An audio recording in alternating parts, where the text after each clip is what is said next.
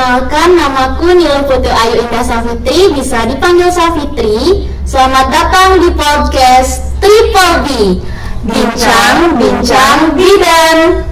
Oke, tempat kali ini kita akan ngobrol santai seputar dunia kebidanan dan membahas kesehatan reproduksi dengan gaya yang ringan, dekat, dan pastinya edukatif. Oke, di episode kali ini Kak ya, kita akan ngebahas satu topik yang penting dan kontroversial di kalangan generasi muda dan calon-calon ibu muda yang sering banget kelewat, padahal itu bisa jadi fondasi besar loh buat nanti masa depan mereka saat mereka akan merencanakan kehamilan. Kira-kira topiknya apa nih Kak? Kira-kira perencanaan kehamilan sehat atau prakonsepsi. Oke, dari kakaknya sudah tahu top tema yang akan kita bahas kali ini yaitu mengenai persiapan prakonsepsi atau persiapan kehamilan. Kali ini aku udah didampingin sama kakak cantik nih. Terima kasih. Oke, selamat siang kakak. Terima kasih. Ya. Oke, kakak bisa perkenalan dulu nih sama teman-teman sekalian. Oke, halo kembali ya untuk pemirsa BBB di YouTube JKB. Kalau kalian mungkin pantengin YouTube-nya, mungkin di episode pertama pernah ketemu saya juga karena saya pernah jadi moderator seperti adik Safitri sekarang. Saya Chandrika, saya adalah mahasiswa kebidanan, sudah lulus di sarjana terapan dan sekarang sedang menempuh di profesi bidan. Jadi di sini saya diundang adik Safitri dan juga adik-adik HMJ kebidanan untuk menjadi narasumber di topik kali ini yang akan kita bahas yaitu proses kehamilan ya, prakonsepsi, perencanaan kehamilan sehat begitu. Oke, jadi di episode kali ini kita akan membahas seputar prakonsepsi atau persiapan masa kehamilan. Nah, di mana kebanyakan generasi muda saat ini itu mengartikan bahwa kehamilan itu adalah sesuatu yang nggak perlu dipersiapkan nih Kak, dengan alur menikah, nunggu, habis itu hamil. Nah, kalau menurut kakak, persiapan prakonsepsi itu apakah penting Kak? Oke, pertanyaan bagus sekali ya dari adik Safitri. Penting nggak sih kita melakukan perencanaan kehamilan untuk calon-calon ibu muda nih terutama ya? Jadi penting nggak penting itu ya pasti penting ya adik ya. Kenapa kakak bilang gitu? Karena hamil itu nggak murah dan nggak mudah untuk sebagian orang ya. Mungkin ada yang memang mengharapkan kehamilan dan ada juga yang memang tidak mengharapkan kehamilan seperti itu. Untuk penting tidaknya tentu saja penting ketika seorang ibu datang ke pelayanan kesehatan, ke fasilitas kesehatan untuk melakukan cek kesehatan untuk mempersiapkan kehamilannya, itu pasti menyangkut tentang kesehatan ibu, kesehatan bayi dan juga stabilitas keluarga. Itu kita akan mendeteksi ada penyakit penyerta yang bisa membahayakan dari kehamilan tersebut. Ya, salah satunya anemia. Tahu anemia kan ya? Iya. Anemia, kemudian diabetes, kemudian juga hipertensi atau darah tinggi yang bisa membahayakan janin. Ya, kemudian juga itu bisa kenapa kakak bisa bilang penting karena itu menyangkut dari kesehatan ibunya. Apabila nanti tidak terdeteksi penyakit-penyakit penyerta yang bisa membahayakan kehamilan, nanti akan berisiko juga pada kesehatan ibu dan bayinya. Seperti itu. Oke, jadi bagus sekali ya kalau menurut Kak Chandrika bahwa persiapan masa prakonsepsi atau persiapan masa sebelum hamil itu sangat penting sebagai deteksi dini ya adanya suatu penyakit yang mungkin diderita oleh ibu. Jadi ibaratnya kalau kita nih mau nanam pohon, kita siapin dulu pupuk dan tanahnya, kita pupuk tanahnya, kita siram tanahnya biar bisa menghasilkan bibit yang baik. Betul sekali. Begitupun dengan kehamilan. Kehamilan harus dipersiapkan. Oke, ngomong-ngomong tentang persiapan nih Kak, kan ada banyak banget nih persiapan masa prakonsepsi. Salah satunya yaitu ada beberapa persiapan yaitu persiapan fisik dan persiapan mental. Betul. Nah, menurut kakak persiapan-persiapan itu kira-kira penting nggak sih buat kehamilan? Dan selain persiapan fisik dan mental itu, apakah ada persiapan lain yang perlu dipersiapkan oleh ibu ataupun ayah yang akan merencanakan kehamilan? Oke, pemirsa di rumah, jadi sebenarnya ketika kita tenaga kesehatan memberikan konseling dan edukasi kepada pasien mengenai perencanaan kehamilan, itu biasanya saya akan berikan 3 edukasi atau 3 poin penting ketika pasien tersebut memeriksakan diri untuk perencanaan kehamilan. Yang pertama adalah persiapkan fisik terlebih dahulu, yang kedua persiapkan mental dan juga psikologis, dan persiapkan biaya. Ya, itu yang biasanya saya edukasi ke pasien. Yang pertama, persiapan fisik yang dimaksud adalah menjaga pola nutrisi, pola istirahat, dan juga pola nutrisi, pola istirahat, dan juga aktivitas sehari-hari. Ya, itu sangat penting sekali untuk calon-calon ibu muda. Pola nutrisi yang dimaksud adalah kita ketika memang merencanakan kehamilan, mengharapkan kehamilan, kita mulai dulu dalam diri sendiri. Ya, kita makan dengan baik, yang teratur. Nah, kalau sekarang kan memang ada istilahnya isi piringku. Tahu isi piringku kan ya? Tahu. Ya, betul. Jadi isi piringku itu adalah sepertiga karbohidrat, sepertiga protein, sepertiga lauk, sepertiga sayuran, dan sebagainya. Itu nanti harus dipersiapkan dulu. Makan minimal 3 kali sehari, ya, agar nanti nutrisi tubuh ibu dulu terpenuhi. Setelah itu baru siap untuk diisi janin, seperti itu, ya. Kemudian untuk pola istirahat. Pola istirahat ini sangat penting sekali untuk calon-calon ibu di luar sana, ya. Jadi pola istirahat itu manusia itu membutuhkan 7 sampai 8 jam per hari istirahat. Ya, itu harus karena itu juga akan menjaga stamina dan imun tubuh seorang ibu agar tidak nanti cepat terkena atau terjangkit penyakit, seperti itu. Kemudian aktivitas sehari-hari nih, aktivitas sehari-hari ibu itu harus melakukan aktivitas fisik. Bukan cuma ibu ya, tapi ayah juga, karena kita membahasnya prakonsepsi. Jadi 2 orang yang kita bahas. Jadi kenapa kita juga bilang ke ayahnya, ke suaminya, itu karena sperma itu dihasilkan oleh ayah kan. Ya, jadi bukan cuma ibu aja gitu. Sperma yang baik juga datang dari orang yang sehat, dari laki-laki yang sehat, seperti itu. Jadi bukan cuma seorang ibu yang harus menjaga pola makan, tapi ayahnya juga sama seperti itu, ya. Kemudian pola tidurnya ayahnya juga harus 7 sampai 8 jam per hari. Kemudian untuk aktivitas fisik, calon ibu dan ayah ini harus melakukan aktivitas fisik itu minimal 30 menit dalam sehari. Ya, kemudian bisa juga melakukan olahraga ringan sehingga nanti stamina tubuhnya bagus, imunnya bagus, dan tidak gampang terkena penyakit.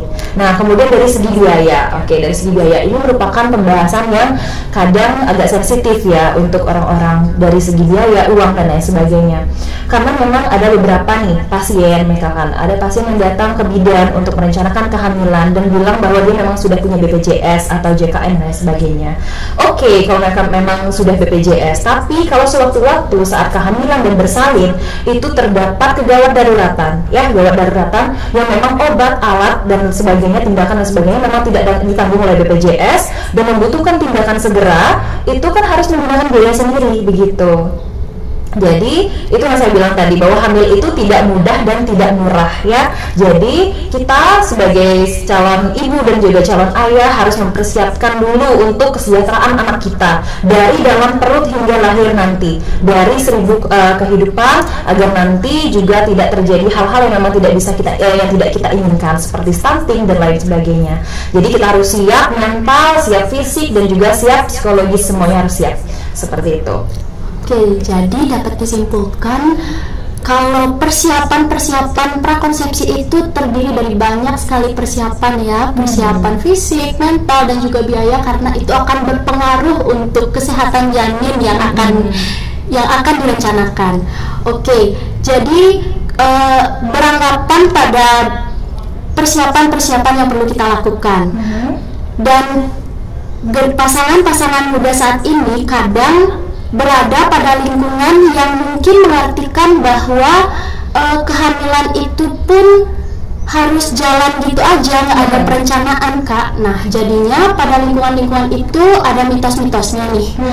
Mitos-mitos yang ada tuh contohnya kayak, nggak usah deh merencanain kehamilan, lagian nanti bakal hamil sendiri kok, tanpa kamu nyiapin pasti juga nanti hamil sendiri.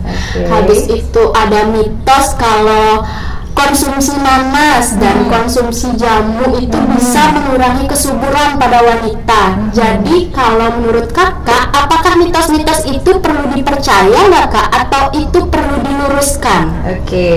Oke, baik, terima kasih sekali. Ini merupakan pertanyaan-pertanyaan memang sering sekali ditanyakan oleh pasien-pasien kita ketika kita melakukan praktek lapangan ya. Saya boleh makan ini nggak bu? Saya boleh makan itu nggak bu? Karena kata ibu saya ini nggak boleh kalau dimakan kalau saya lagi berencana hamil dan sebagainya. Saya ambil contoh deh. Kalau misalkan nih pasien saya itu bilang kalau boleh nggak saya makan nanas saat saya melakukan perencanaan kehamilan. Sebenarnya boleh sah-sah aja ya, karena nanas itu mengandung hormon bromelain namanya. Ya, bromelain yang memang sedikit mempengaruhi tentang hormon dan juga mempengaruhi hormon dan juga kesuburan seperti itu. Tapi memang belum ada bukti medis bahwa mengatakan bahwa nanas ini bisa menggagalkan perencanaan kehamilan selagi, ya ini saya garis bawah ini, selagi makanannya atau dikonsumsi dengan wajar seperti itu, tidak berlebihan, karena apapun yang berlebihan itu pasti tidak baik untuk tubuh seperti itu ya. Jadi ibu hamil itu boleh makan apa saja. Ibu nanti misalkan kita praktek lapangan dan sebagainya, kita tanya ke ibunya, ibu suka makan apa? Karena kan dalam trimester 1 itu biasanya ibu akan mengalami mual dan muntah ya, mual dan muntah, sehingga bahkan mencium bau nasi saja kadang ibu itu nggak mau gitu. Karena kita tanya, ibu suka makan apa? Silahkan dimakan, tapi dalam batas yang normal seperti itu, tidak berlebihan lah untuk tubuhnya seperti itu. Kemudian ya itulah, belum ada bukti medis yang menyebutkan bahwa nanas itu dapat menggagalkan perencanaan kehamilan, itu belum ada seperti itu. Kemudian juga untuk jamu itu memang baik ya untuk tubuh, kecuali jamu yang memang terkontaminasi bahan kimia yang belum kalau misalkan dia memang terisi bahan kimia dan lain sebagainya, ya memang harus di BPOM dulu gitu. Tapi kalau misalkan jamu-jamu tradisional memang dari kunyit, kemudian dari jahe dan lain sebagainya, itu bahkan lebih bagus untuk tubuh, tapi itu konsumsinya tidak boleh berlebihan seperti itu. Jadi mitos-mitos mengenai persiapan prakonsepsi seperti nggak usah persiapan, nggak usah makan nanas, nggak usah konsumsi jamu, itu adalah mitos yang nggak perlu dipercaya, dan hal itu harus diluruskan. Betul. Karena selagi porsi yang kita konsumsi masih dalam batas normal, itu adalah aman untuk kesehatan ibu yang akan melakukan perencanaan persalinan. Satu lagi saya belum jawab ya tentang jarak hamil. Oke. Kan banyak nih mitos di kalangan masyarakat yang bilang banyak anak banyak rezeki, begitu ya. Itu merupakan prinsip pola pikir dari orang yang memang belum teredukasi. Ya, kenapa saya bilang begitu? Karena jarak kehamilan menurut Kementerian Kesehatan dan juga WHO atau World Health Organization, itu jarak anak itu minimal 3-5 tahun. Kenapa kita beri jarak? Kenapa disarankan untuk berjarak? Satu, kita kasihani dulu tubuh ibunya. Ya, kita kasihani tubuh ibunya, karena tubuh ibu saat mengalami kehamilan yang sebelumnya itu sangat-sangat berubah. Dari hormonnya, dari bentuknya, itu sangat-sangat berubah ya. Makanya ada istilah flamingo era. Tahu kan flamingo era ya? Ya begitu, karena ibu itu akan mengalami perubahan fisik yang memang benar-benar jauh, hampir 180 derajat dari sebelum dia hamil seperti itu. Jadi kita berikan istirahat dulu ke tubuh ibu agar kembali normal seperti itu. Kemudian juga jarak hamil. Nah, kita seorang ibu ketika kita melahirkan atau ketika kita melahirkan seorang bayi, itu kita sarankan untuk memberikan ASI eksklusif ya di usia sampai dengan usia 6 bulan minimal. Kalau bisa sih sampai 2 tahun ya ibu-ibu ya, karena itu bagus sekali. ASI itu merupakan makanan atau ya nutrisi yang paling bagus lah untuk janin, untuk bayi maksudnya. Bagus untuk imunnya, bagus untuk kecerdasannya, karena tidak ada yang bisa menggantikan ASI. Sampai susu formula pun kandungannya tidak ada yang sebagus ASI, begitu. Karena ASI itu murah ya, karena kita bisa apa namanya, bisa produksi sendiri dari ibunya, tidak perlu lagi kita ke kreatif dan sebagainya untuk membeli susu formula yang bahkan harganya sampai hampir ratusan ribu ya begitu. Jadi ASI itu murah, kemudian ASI juga bermanfaat untuk bayi dan sebagainya. Jadi kita berikan kesempatan untuk anak sebelumnya untuk mendapatkan ASI yang eksklusif dari ibunya, mendapatkan kasih sayang yang penuh sampai 1000 hari pertama kehidupan, seperti itu. Nah Kak, kalau bicara mengenai pemberian ASI dan susu formula itu, kadang-kadang orang tua saat ini berpikir bahwa pemberian susu formula itu baik, pemberian susu formula itu bagus untuk kesehatan bayi. Tapi apakah ada nggak dampak dari pemberian susu formula itu untuk bayi kalau misalnya ibunya dalam kondisi normal nih, dalam kondisi bisa memberi ASI, bisa mengasihi, tetapi ibu lebih cenderung memberikan susu formula kepada bayi. Kalau tanggapan kakak mengenai itu? Kalau tanggapan saya sih ya, mohon maaf kalau salah, nanti mohon bisa direvisi ya. Jadi menurut saya, ketika seorang ibu memberikan, kalau saya jadi ibu, anak saya nanti pasti saya akan berikan susu saya, karena anak saya anak manusia, bukan anak sapi atau kambing. Itu. Jadi saya harus memberikan apa yang bisa saya berikan begitu, apa yang bisa anak saya dapat dari saya begitu. ASI itu merupakan nutrisi yang paling baik untuk bayi, yang bisa kita berikan untuk bayi itu paling baik. Bahkan susu formula pun tidak ada yang menandingi nutrisi dari ASI tersebut begitu. Mungkin dari penting tidaknya itu menurut orang tua masing-masing kembali begitu. Karena di samping kita akan hemat biaya, kita juga memberikan yang terbaik untuk anak kita. Kemudian apabila nanti bayi, kalau kita berikan susu formula itu kan pakai dot ya. Kalau misalkan nanti kan memang ada itu dot yang pipi yang memang khusus untuk susu formula. Oke, kalau misalkan orang tuanya tahu, tapi kalau misalkan diberikan salah dot yang bentuknya salah, itu bisa mempengaruhi bentuk rahang. Iya, bentuk rahang bayi itu kan memang sudah ada penelitiannya. Kemudian juga itu bisa berpengaruh ke ibunya juga, bisa bendungan ASI, bisa mastitis dan lain sebagainya. Karena dari pasien-pasien saya, ketika dia sehari aja atau berapa jam aja dia nggak mengeluarkan ASI, itu dia bisa sampai demam, gitu. Karena bendungan ASI, mastitis dan lain sebagainya. Berarti itu sangat berpengaruh sekali. Sangat berpengaruh sekali. Oke. Jadi mungkin edukasi untuk orang tua yang memberikan susu formula pada bayi itu masih harus lebih ditekankan lagi Kak ya, untuk memberikan ASI formula, untuk memberikan ASI eksklusif kepada bayi sampai berumur 6 bulan.